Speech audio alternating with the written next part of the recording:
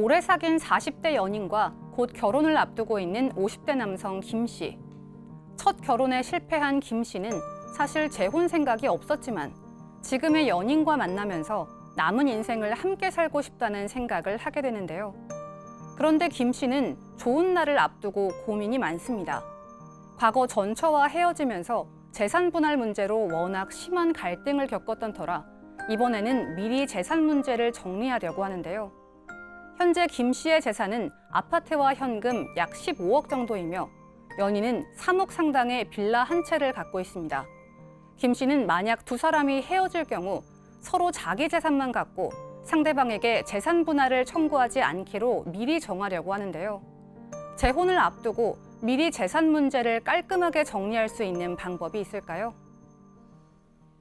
네, 오늘 이 사건 상담실에서는 얼마 전 한 언론에 소개된 한 50대 남성의 사연입니다. 전처와 이혼한 후에 10년 넘게 혼자 살다가 얼마 전에 새로운 여인을 만나서 다시 이제 결혼을 하겠다, 재혼을 하겠다라는 결심을 하게 된 남성의 얘기입니다. 자, 100세 인생 중에 이제 한 절반 사신 분이에요. 50대 중반입니다. 그런 10년 전에 이혼을 했습니다. 아까 이야기 나온 대로 이혼할 때 재산 분할 때문에 전처와 아주 지긋지긋한 상황을 이제 겪었던 것 같습니다. 그래서 결혼 생각은 아예 없었던 거죠. 그런데 한 2년 전에 좋은 여성을 만납니다. 40대 여성을 만나서 사랑하게 되고 이 사람이라면 결혼해도 좋겠다 결심을 했고요. 실제로 지금 2달 후에 결혼식을 예정하고 있습니다. 2달 후면 이제 결혼을 합니다. 그런데 그렇게 지긋지긋했던 결혼을 이제 하기로 하고 동반자도 생겼고 모든 면이 너무 좋아요. 그런데 트라우마가 있는 거죠. 그래서 한 가지 고민이 지금 있는 거예요. 만약 이 사람과 또 이혼하게 된다면 그때 재산 분할 문제는 어떻게 될까? 이걸 좀 미리 정리해 놓아야 내 마음이 지금 편할 것 같다. 이 남성은 지금 2번째 결혼인 거고 지금 결혼 상대자분은 첫 번째 결혼인 거거든요. 그러니까 이 남성이 혼자 고민하고 있는 것 오늘 우리가 해결해 줘야 될 것 같습니다. 뭐 지금 최영일 평론가님 혼자 고민한다는 얘기를 했지만 사실 이제 재혼하는 사람들 중에는 이런 고민을 대체적으로 다 하고 있다라고 하는 건데 아마 공통분모가 분명히 있을 것 같은데 이제 재혼을 하면서도 만약에 또 다시 이혼을 했을 경우에는 어떻게 할 거가 미연에 그것까지 생각을 하고 출발한 거 아니에요? 전 그 부분이 잘 이해는 가지는 않습니다만 뭐 그러면 솔직히 재혼하지 말고 그냥 동거인으로 살아도 될 것 같은데 어차피 결혼하기까지 마음을 먹은 분하고 이런 생각을 하는 게 어쨌든 사연을 좀 설명해 드릴게요. 전처와 이혼할 때 재산 분할 문제가 좀 심각하게 있었다라고 하는데 이제 그 부분이 아주 지긋지긋하게 싸움을 한 건 아니고 좀 억울한 마음이 심했던 것 같습니다. 일단 이 사례자 29살 때 첫 결혼을 했는데 결혼했던 첫 아내는 아버지와 아주 절친한 친구의 딸이었어요. 그리고 당시에 첫 만난 자리에서 본인이 먼저 이 여성에게 완전히 호감을 갖고 아주 많이 이제 이 여성을 좋아하게 됩니다. 3개월 만에 결혼식을 올려요. 근데 지금 가만히 생각을 해보니까 그 당시에는 이 여성이 뭐 워낙 아버지와 친한 분의 딸이었었고 그러다 보니까 어르신들이 이렇게 할 정도면 사람이 이상하진 않겠죠. 사람에 대한 믿음은 있었고 그 이후에 자신이 이제 마음까지 끌리니까 사람 볼 줄도 모르는 상태에서 결혼을 한 것 같다라고 나중에 후회를 하게 되는데 후회를 하는 이유는 뭐냐면 살아보니 이 여성이 상당히 고집이 세고 자기가 원하는 대로만 꼭 해야 되는 이런 아주 자기과는 굉장히 성격이 맞지 않는 여성이었어요. 그래서 결국은 아들 하나가 있음에도 불구하고 10년 만에 이혼을 하게 되는데 문제는 이혼할 때 이 남자가 먼저 이혼을 하자고 남성이 먼저 제안을 한 것 같습니다. 그러니까 이 여성이 그래 이혼해 줄 테니까 지금 살고 있는 이 아파트 나한테 줘라고 요구를 한 거예요. 남성 입장에서는 지금 살고 있는 이 아파트는 자신의 친아버지가 자신에게 준 집입니다. 아버지가 사줬고요. 그리고 여성은 전업주부였기 때문에 재산 형성도 다 본인이 했어요.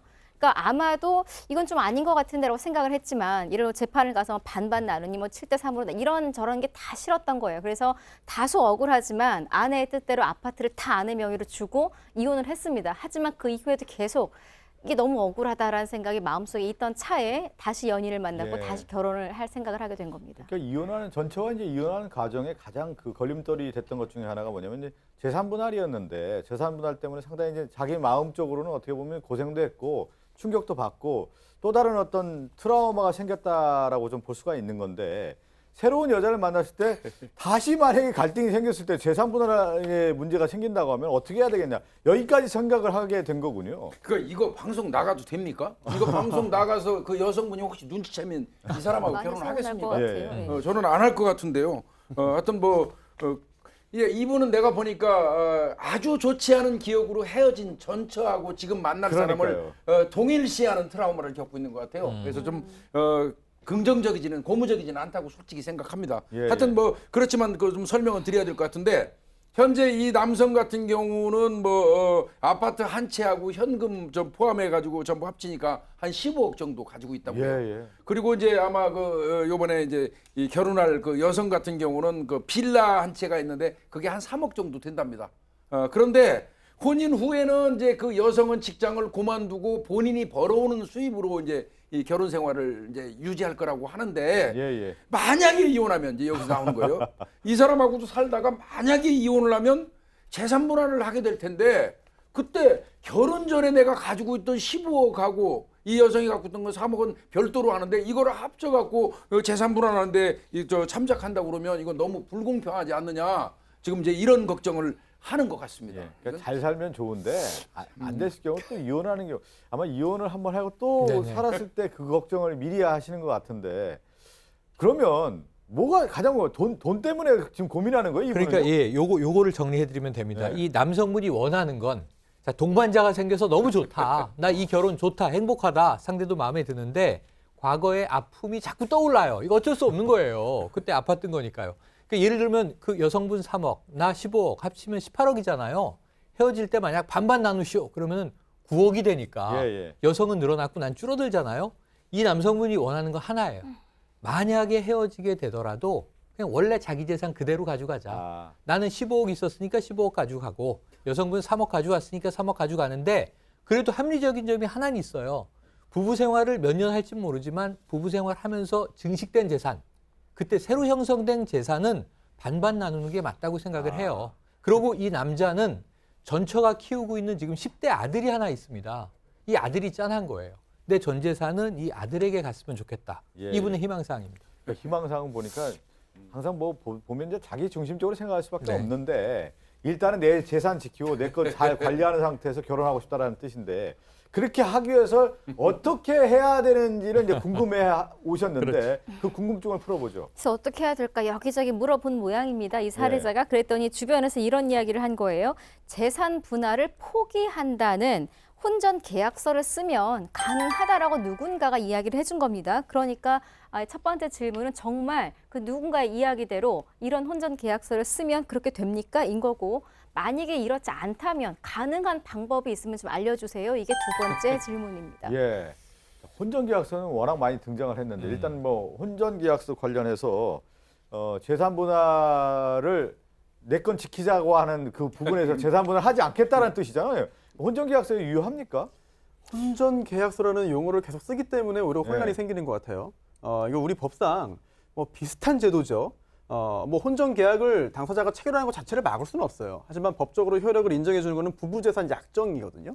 근데 이 부부재산 약정이라는 게 재산에 관련돼서 다 정한다고 효력을 인정해 주는 게 아니에요. 우리 법상 법에 의해서 부부간의 재산 관련된 약정의 효력이 인정되는 부분이 굉장히 제한적입니다. 특히 비슷한 질문이 반복되기 때문에 오늘 제일 중요한 부분을 말씀드리겠는데 효력이 인정되는 범위가 시기적으로 제한이 있어요. 이게 뭐냐면 혼인생활, 즉 결혼 중입니다. 그래서 결혼 전에 대해서도 영향을 미치지 않고요. 혼인생활 후, 그러니까 이혼 관련해서도 영향을 미치지 않아요. 즉 혼인생활 중에 재산을 어떻게 소유하고 관리할 것인지 그 방법에 대한 그런 합의만 효력이 있는 것이거든요. 이 부분을 조금 더 구체화해서 말씀드리면 지금 우리 민법에 따르면요. 특유재산이라는 게 있습니다. 특유재산. 이거는 혼인 전부터 가지고 있던 재산이에요. 자기 명의로. 이거 양측이 지금 다 15억, 3억 재산 가지고 있는 거죠. 자기 명의로. 이거는 혼인을 해도 특유재산입니다. 그리고 또 혼인 중에도 자기 명의로 얻는 재산들이 있거든요. 이것도 특유재산이에요. 그런데 이러한 특유재산은 혼전계약. 특유재산이라는 예, 거죠? 특유. 예, 특유재산인데 네.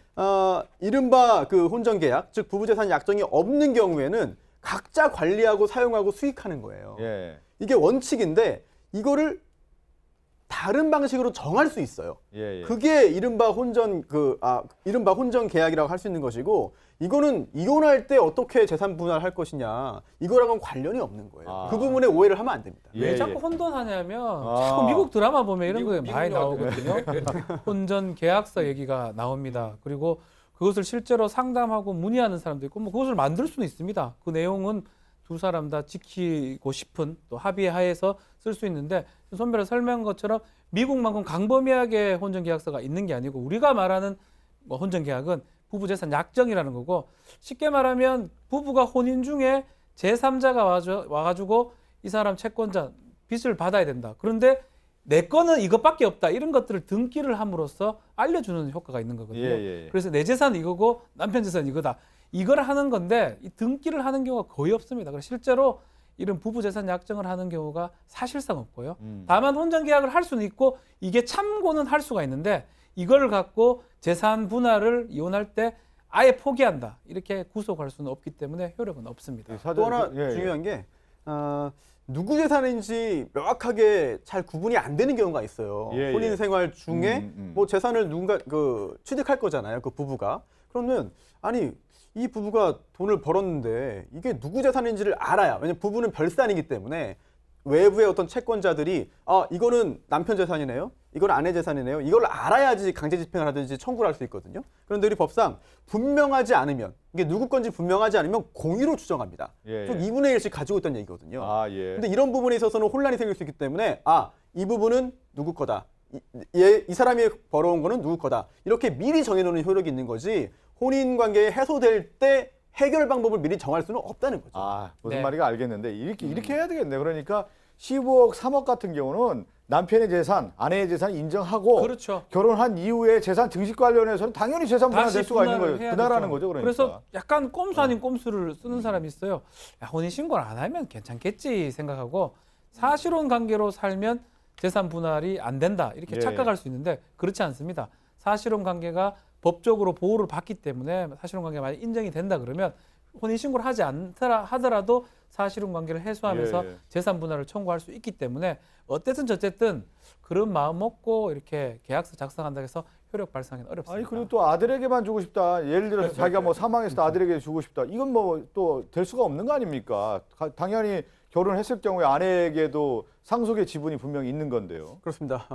법률론 단계에 진입을 하면 즉 혼인신고를 하게 되면 그 아내가 상속을 할 수 있기 때문에 그렇죠. 결국은 아들과 전처 소생의 그런 아들과 이번에 재혼한 그 배우자가 공동 상속인이 되는 것이죠. 그래서 원하는 목적을 이루기 어렵습니다. 그렇다면 끝까지 사실관계를 유지하면 남아 있으면 그러면 아들에게 전부 다 갈 수 있을까? 이것도 장담할 수 없어요. 왜냐하면 사실관계를 유지한다 하더라도 모든 걸 봤을 때 혼인과 마찬가지인데 단지 이 남편이 사실은 배우자가 혼인신고만 응하지 않는다. 이럴 경우에는 사실혼 관계가 존재한다는 그런 확인을 법원을 통해 받은 다음에 또 단독으로 혼인신고 가능하거든요. 이런 절차까지 간다면 사실 관계는 이미 파탄된 거나 마찬가지지만 법적으로는 또 굉장히 좀 복잡한 상황이 발생할 수 있는 저희들이 거죠. 뭐 이 사건을 충분히 좀 설명드렸는데 이 얘기는 좀 드리겠네요. 뭐냐면 결혼하면서 미리 이혼할 거 생각하지 말고 잘 살 것만 생각하시면 되지 않을까.